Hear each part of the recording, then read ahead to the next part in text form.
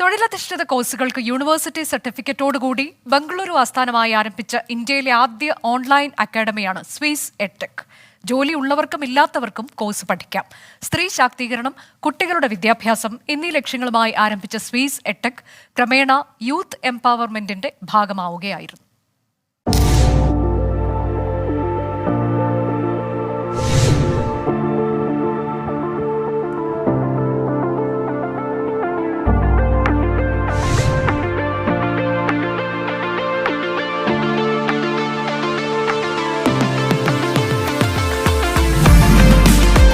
തൊഴിലധിഷ്ഠിത കോഴ്സുകൾക്ക് യൂണിവേഴ്സിറ്റി സർട്ടിഫിക്കറ്റോടുകൂടി ബാംഗ്ലൂർ ആസ്ഥാനമായി ആരംഭിച്ച ഇന്ത്യയിലെ ആദ്യ ഓൺലൈൻ അക്കാദമിയാണ് സ്വിസ് എഡ്ടെക്.